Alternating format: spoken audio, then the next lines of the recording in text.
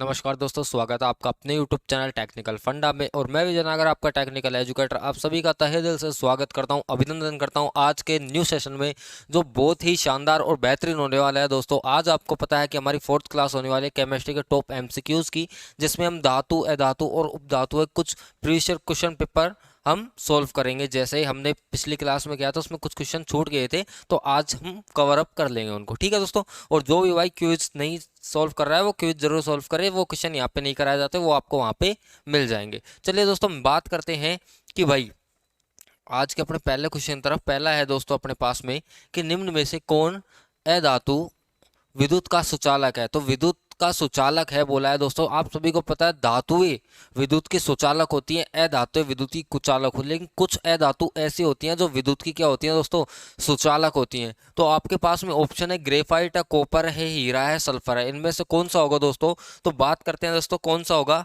आपके पास में होगा ग्रेफाइट। ग्रेफाइट की कुछ और बात कर लेते हैं दोस्तों कि भाई ग्रेफाइट क्या है। एक तो कार्बन का अपर रूप, कार्बन का क्या है, अपर रूप है। कौन? ग्रेफाइट। नेक्स्ट बात करते हैं अपन इसका उपयोग की। तो उपयोग कहाँ करते हैं दोस्तों? जो अपनी पेंसिल होती है, पेंसिल जो उसकी जो लीड होती है वो उसमें ग्रेफाइट का उपयोग किया जाता है। तो हम लिख सकते हैं कि पेंसिल निर्माण में, पेंसिल निर्माण में। अब बात करते हैं इसके अन्य नाम, और किस किस नाम से इसको जाना जाता है। तो देखिए दोस्तों, इसको जाना जाता है काला सीसा।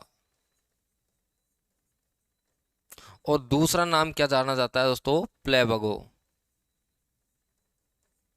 इस नाम से भी इसको जाना जाता है। अत्यधिक ताप की अवस्था इसकी कितनी है दोस्तों? तो अत्यधिक ताप की अवस्था की बात करते हैं। अत्यधिक ताप की अवस्था, एक तरीके से आप इसको गलनांक बिंदु कह सकते हैं। तो कितना है दोस्तों? 700 डिग्री सेल्सियस। अब 700 डिग्री सेल्सियस पर क्या होता है दोस्तों? ये जल जाता है। क्या होता है? जल जाता है। और जलने के बाद में कौन सी गैस निकलती है दोस्तों? CO2, कार्बन डाइऑक्साइड गैस निकलती है। तो देखिए दोस्तों, ये है इसके कुछ फैक्ट। ठीक है, ग्रेफाइट क्या है दोस्तों? एक कार्बन का अपर रूप है। उपयोग की बात करते हैं तो पेंसिल निर्माण में इसका उपयोग किया जाता है। दूसरे इसको काला सीसा के नाम से भी जाना जाता है, प्लेबगो के नाम से भी जाना जाता है। और अत्यधिक ताप की अवस्था कितनी है दोस्तों? 700 डिग्री सेंटीग्रेड। और 700 डिग्री सेंटीग्रेड पर दोस्तों ये जल जाता है। और जलने के बाद में कौन सी गैस निकलती है? तो आप बोलोगे कार्बन डाइऑक्साइड। ठीक है, चलिए नेक्स्ट क्वेश्चन की बात करते हैं अपन कि निम्न में से किस धातु को कैरोसिन में डुबोकर रखा जाता है। तो कैरोसिन में डुबोकर रखा जाता है, कौन सी धातु है दोस्तों? सोडियम, मैग्नीशियम, जिंक या मेलिब्नम। क्या है दोस्तों आपके पास में? राइट ऑप्शन कौन सा होगा? Option number A, sodium. Sodium की बात कर लेते हैं दोस्तों। सोडियम की खोज किसने की थी दोस्तों? खोज की बात करते हैं तो खोज किसने की थी दोस्तों? हेम्फ्री डेवी ने करी थी दोस्तों। कब करी थी? 1807 में। ठीक है, 1807 में इसकी खोज की थी। परमाणु क्रमांक की बात करते हैं दोस्तों, तो सोडियम का परमाणु क्रमांक कितना है? आप बोलोगे कितना है?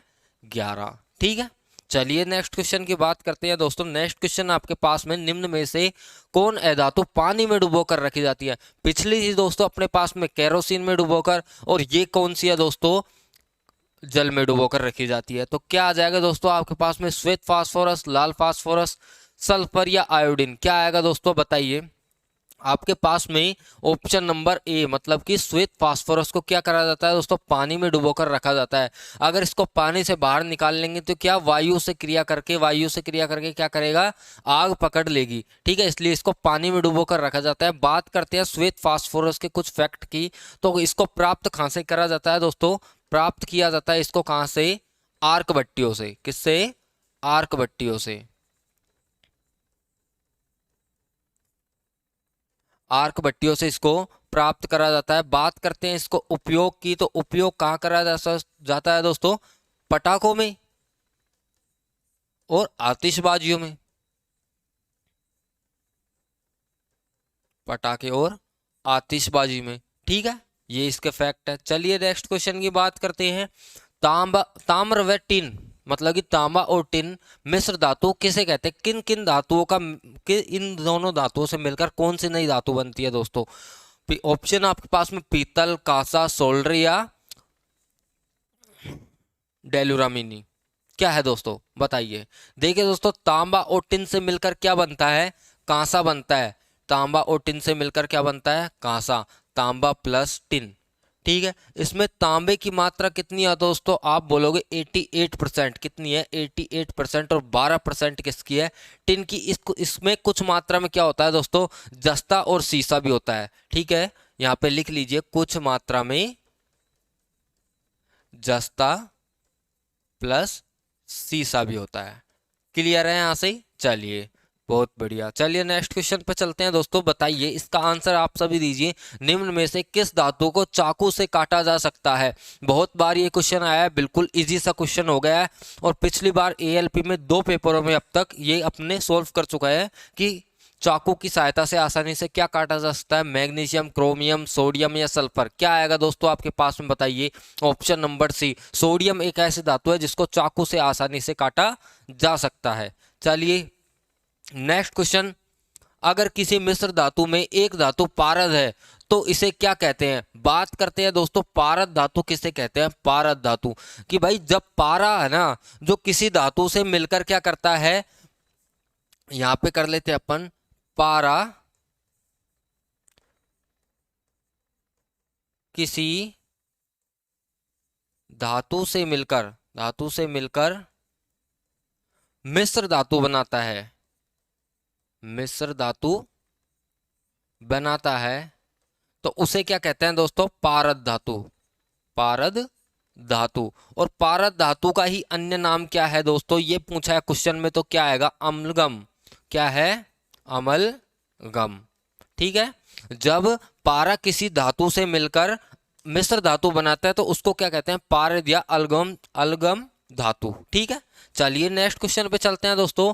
कि शुद्ध सोना 22 कैरेट का होता है, 23 कैरेट का होता है, 24 कैरेट का होता है या 16 कैरेट का होता है?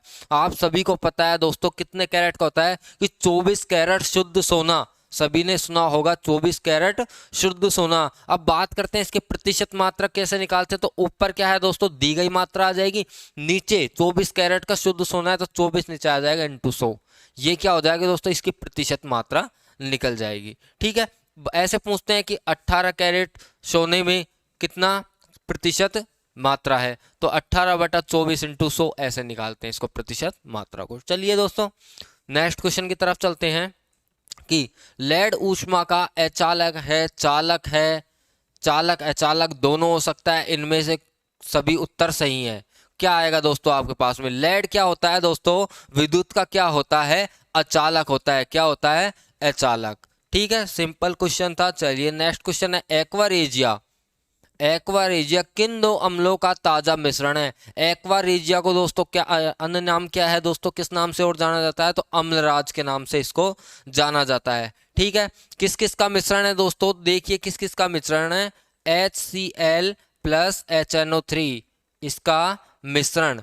मिश्रण से ही क्या बनता है दोस्तों? अम्लराज। मिश्रण से ही क्या बनता है? अम्लराज। ठीक है, मिश्रण। तो क्या है दोस्तों? HCl HNO3 किस किस में है? सांद्र हाइड्रोलिक अम्ल और सांद्र नाइट्रिक अम्ल, सांद्र सल्फ्यूरिक अम्ल और सांद्र नाइट्रिक अम्ल, सांद्र एसिटिक अम्ल और सांद्र सल्फ्यूरिक अम्ल, सांद्र एक्वे जैलिक अम्ल और सांद्र नाइट्रिक अम्ल। बताइए क्या होगा दोस्तों? HCl क्या है दोस्तों? हाइड्रोक्लोरिक अम्ल। ठीक है, और HNO3 क्या है दोस्तों? नाइट्रिक अम्ल। इन दोनों के मिश्रण से ही क्या बनता है दोस्तों? Aqua regia. और एक्वा रेजिया को ही अम्लराज के नाम से जाना जाता है। चलिए नेक्स्ट बात करते हैं कि धातु द्वारा त्यागी गई इलेक्ट्रॉन की संख्या को उस धातु तत्व का क्या कहा जाता है? क्या कहा जाएगा दोस्तों? संयोजकता, आयनों की संख्या, प्रोटॉनों की संख्या, इनमें से कोई नहीं। बताइए क्या आएगा इसका आंसर? संयोजकता। बिल्कुल सही। चलिए नेक्स्ट क्वेश्चन अपने पास में है। कुछ धातु के साथ हाइड्रोजन संयोग कर धातु के क्या बनाते हैं? तो धातु के हाइड्रोजन संयोग कर धातु के क्या बनाएंगे दोस्तों? हाइड्रेट, ऑक्साइड या दोनों? दोनों नहीं या फिर इनमें से कोई नहीं। क्या आएगा दोस्तों? कि भाई धातु के हाइड्रोजन मिलकर धातु के क्या बनाते हैं दोस्तों? हाइड्रेट। क्या बनाते हैं? हाइड्रेट। बिल्कुल सही। चलिए नेक्स्ट क्वेश्चन पे चलते हैं। कि भाई धातु के धातु से अधातु में इलेक्ट्रॉन के स्थानांतरण से बने यौगिक को क्या कहा जाता है? सहसंयोजन यौगिक, आयनिक यौगिक, ए व बी दोनों, या फिर इनमें से कोई नहीं। क्या आएगा दोस्तों? आयनिक यौगिक। चलिए बहुत बढ़िया। धातु के ऑक्साइड जल में घुलकर क्या बनाते हैं? भस्म, क्षार, लवण, या इनमें से कोई नहीं। देखिए दोस्तों क्या आएगा कि भाई क्या बनाते हैं? क्षार बनाते हैं। कैसे बनाते हैं? MgO क्या है दोस्तों? धातु है। प्लस में क्या है दोस्तों? H2O क्या है? जल है। ठीक है, धातु के ऑक्साइड मतलब धातु के ऑक्साइड हो गए, जल हो गया, मिलकर क्या बनाएंगे दोस्तों? ये क्षार बनाएंगे। क्षार कौन सा? MgOH का होल ट्वाइस। क्या बनाएंगे? MgOH का होल ट्वाइस। MgOH का होल ट्वाइस। ठीक है, MgOH क्या है? एक क्षार धातु, क्षार है। ठीक है, चलिए बहुत बढ़िया। चलिए नेक्स्ट क्वेश्चन आपके पास में, कौन धातु है जिसका दहन चमकदार श्वेत ज्वाला के साथ संपन्न होता है? पोटेशियम, कैल्शियम, मैग्नीशियम या एल्युमिनियम? क्या आएगा दोस्तों? बताइए। इसका राइट आंसर क्या होगा? मैग्नीशियम। ऑप्शन नंबर सी आपका राइट आंसर होगा। बात करते हैं मैग्नीशियम की कुछ फैक्ट की, तो इसका उपयोग कहाँ किया जाता है दोस्तों? फोटोग्राफी,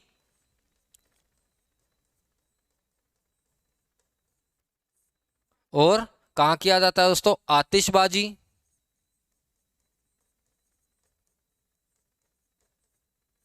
नेक्स्ट बात करते हैं कि इसकी खोज किसने करी, तो खोज वही आ जाएगा दोस्तों, कौन? हेम्फ्री डेवी और जोसेफ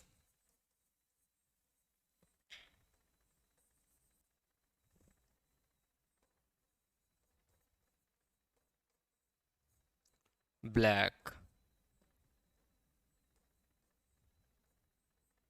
कब करी थी दोस्तों? इन्होंने करी थी 1755 में। किसकी खोज करी थी दोस्तों? मैग्नीशियम की खोज करी थी।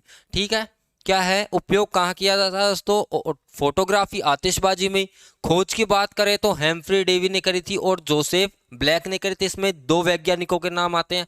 कब करी थी? तो 1755 में इनकी खोज करी थी। चलिए बहुत बढ़िया। चलिए कि कौन सी धातु है जो अधिक ताप पर भी ऑक्सीजन से अभिक्रिया करती है? क्या आ जाएगा दोस्तों? लोहा, एल्युमिनियम, सोना या पोटेशियम? कौन सी धातु है जो अधिक ताप पर भी ऑक्सीजन से अभिक्रिया नहीं करती है? नहीं करती है पूछा है दोस्तों, तो क्या आएगा? सोना है जो ऑक्सीजन से अभिक्रिया नहीं करता अधिक ताप पर भी।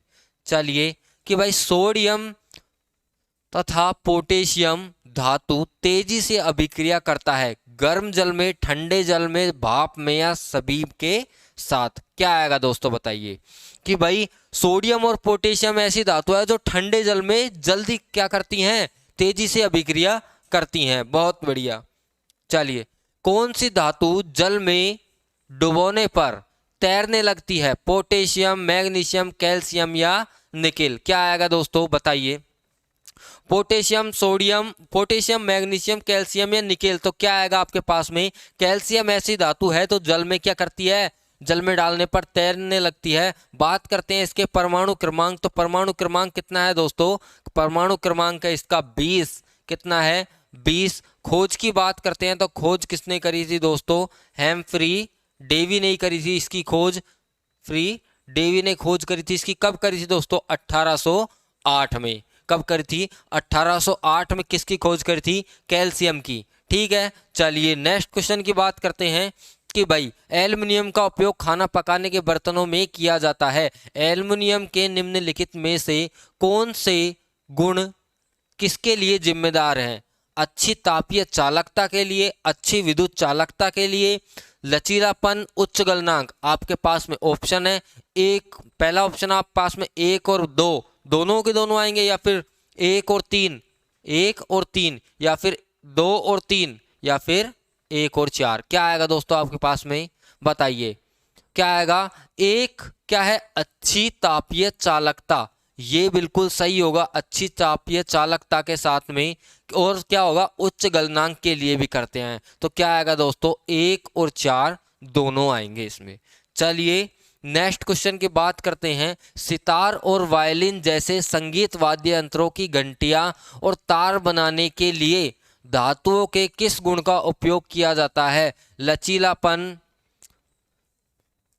ये लचीलापन 2 बार आ गया, ठीक है कोई नहीं। मधुरता या चालकता क्या होएगा दोस्तों, किस लिए किया जाता है, किस गुण को ध्यान में रखते किया जाता है कि वो क्या करें, मधुर बजे। और मधुरता को ही अन्य नाम से किससे जाना जाता है तो दोस्तों, सोनार सेंस। अगर आपसे यहाँ पे सोनार सेंस देके पूछ ले तो आप कंफ्यूज मत हो कि सोनार सेंस का मतलब ही क्या है, मधुरता। ठीक है, चलिए भाई नेक्स्ट क्वेश्चन की बात करते हैं कि अधातुएं संयोजक,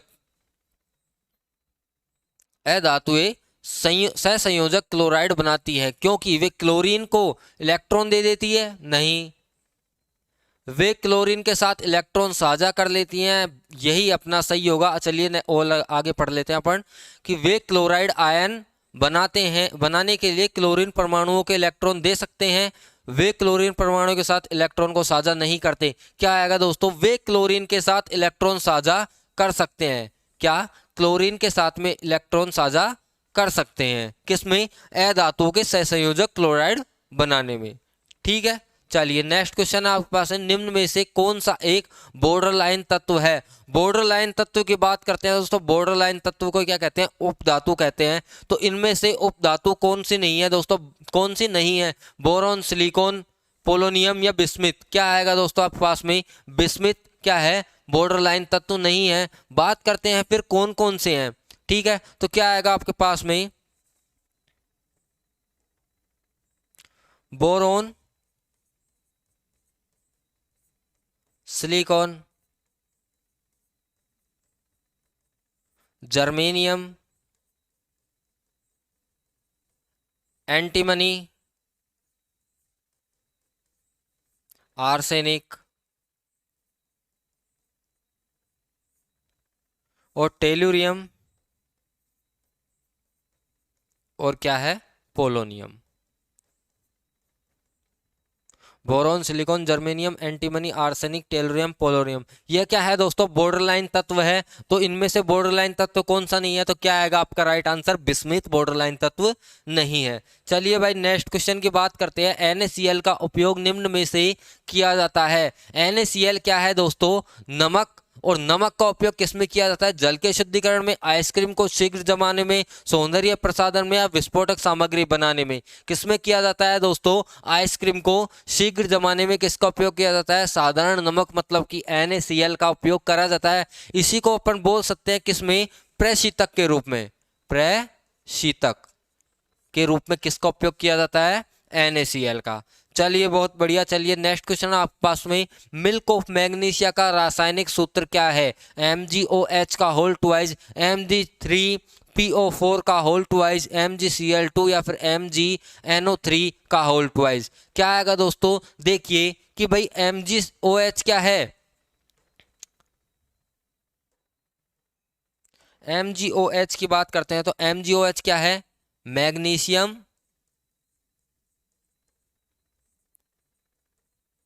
हाइड्रोक्साइड। इसकी बात करते हैं तो ये क्या है, मैग्नीशियम फास्फेट। नेक्स्ट बात करते हैं, ये क्या है दोस्तों, मैग्नीशियम क्लोराइड।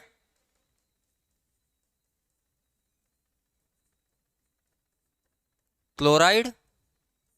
इसकी बात करते हैं, ये क्या है दोस्तों, मैग्नीशियम नाइट्रेट। क्या पूछा है दोस्तों अपन से कि मिल्क ऑफ मैग्नीशिया का रासायनिक सूत्र क्या है, तो क्या आ जाएगा दोस्तों, MgOH का होल ट्वाइस। और मिल्क ऑफ मैग्नीशिया को ही अन्य नाम से किससे जान जाते हैं, मैग्नीशियम हाइड्रोक्साइड। ठीक है, चलिए बढ़िया, चलिए MgOH का होल ट्वाइस मतलब कि मिल्क ऑफ मैग्नीशिया का होल ट्वाइस। ठीक है, MgOH का होल ट्वाइस का निम्नलिखित में से उपयोग सही है, कौन सा उपयोग सही है, औषधि के रूप में, ग्रीस के धब्बे हटाने के रूप में, पुराने तेलीय चित्रों को साफ करने में, या प्रति अम्ल के रूप में। क्या आएगा दोस्तों बताइए, आपका राइट आंसर हो जाएगा कि मिल्क ऑफ मैग्नीशिया का किस में उपयोग किया जाता है दोस्तों, प्रति अम्ल में। प्रति अम्ल में पेट की अम्लता को दूर करने में किसका उपयोग किया जाता है, मिल्क ऑफ मैग्नीशिया का। चलिए, कास्टिक पोटास का रासायनिक नाम क्या है, कास्टिक पोटास क्या आ जाएगा दोस्तों, कास्टिक पोटास का क्या आएगा कि भाई ये क्या है, सोडियम हाइड्रोक्साइड मतलब कि NaOH, ठीक है। ये क्या है, पोटेशियम हाइड्रोक्साइड मतलब कि KOH, और इसी को क्या कहते हैं दोस्तों, कास्टिक पोटास, कास्टिक पोटास।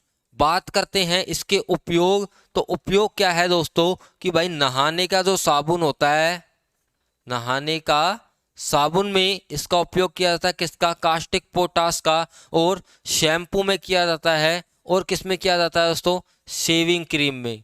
किस में, शेविंग क्रीम में किसका उपयोग किया जाता है, कास्टिक पोटास का। बात करते हैं सोडियम कार्बोनेट, इसका क्या सूत्र हो जाएगा, NaCO3.10H2O, ठीक है। बात करते हैं सोडियम बाई कार्बोनेट, तो इसका क्या हो जाएगा दोस्तों, NaHCO3।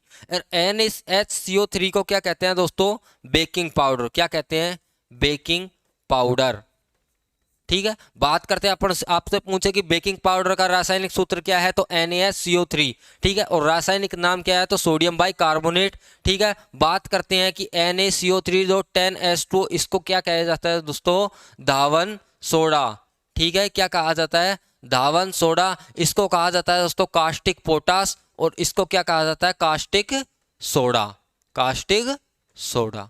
बिल्कुल क्लियर है। सोडियम, अब आपसे पूछ ले, यहाँ से कितने क्वेश्चन क्लियर हो गए, आपसे पूछ ले सोडियम हाइड्रोक्साइड का अन्य नाम क्या है, तो कास्टिक सोडा, या फिर कास्टिक सोडा का रासायनिक सूत्र क्या है, तो NaOH, ठीक है। कास्टिक पोटास के बारे में क्लियर हो गया। धावन सोडे का रासायनिक सूत्र क्या है, तो NaCO3.10H2O। बात करते हैं सोडियम बाई कार्बोनेट, तो सोडियम बाई कार्बोनेट को क्या कहते हैं, NaHCO3, और इसी को क्या कहते हैं दोस्तों, बेकिंग पाउडर।